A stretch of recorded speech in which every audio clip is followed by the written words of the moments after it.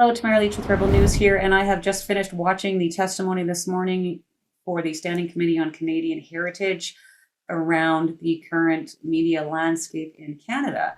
We saw some explosive testimony from former CBC host Travis Don Raj and allegations of intimidation and bullying, gatekeeping, and an attempt to stifle conservative voices on his show and his panels while he was trying to present a more diverse set of opinions on the CBC, as they are a public broadcaster. Now, there was a lot of things that came out of his testimony this morning that we're going to talk about later, but one of the things that I found interesting was actually my name got brought up in these proceedings this morning. Mr. Don Raj testified that David Cochrane from the CBC, in conversation about me and the Freedom Convoy, suggested that perhaps I was from the trailer park or lived in a mobile home. When it came to Mr. Cochrane, this is during the convoy, for example. We were talking about Tamara Litch, who was an individual who was involved in the convoy. We were doing a story around that.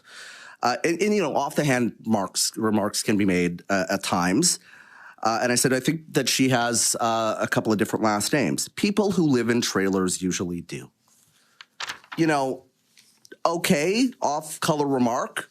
But if this is a pattern, right, you have to, if your staff on your own show are raising this, if people are leaving the program, you have to look a little bit deeper into it, as opposed to pulling me off the air for saying, it's unfortunate the president didn't come on the show. I find that pretty interesting coming from David Cochrane. Now, a few weeks ago, I was with Rebel News at the CPC convention in Calgary. And while I was at that convention, I'm sure some of you remember, I snapped a unflattering photo of David Cochrane and Rosemary Barton sitting there in their chairs while Pierre Poilievre was delivering his keynote speech. They couldn't have possibly looked any more disinterested. Rosie was busy fixing her makeup. David was busy looking at text messages on his phone. And I just thought it was a bit ironic that here they have the leader of the opposition speaking and they couldn't even be bothered to turn around in their chairs to listen to what he had to say. So because of the unflattering nature of the photo, David Cochrane went to the media relations of the CPC and asked them to come and speak to me about removing this post because of its unflattering nature.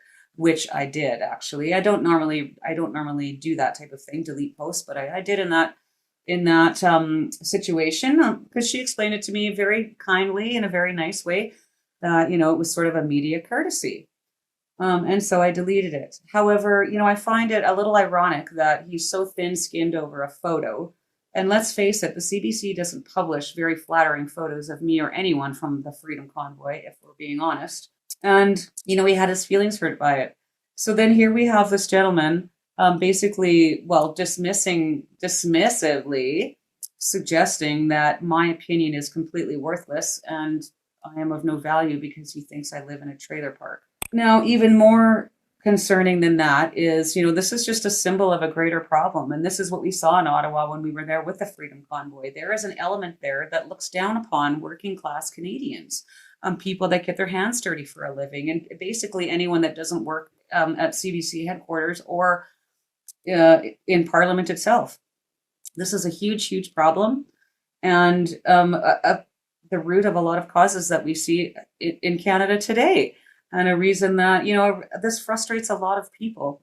This frustrates a lot of Westerners to be so dismissed like that. It's fascinating that David Cochrane has never reached out to me to ask me any questions, not even to ask what type of dwelling that I live in, or maybe even if he wants to have a conversation with a regular, everyday Canadian citizen.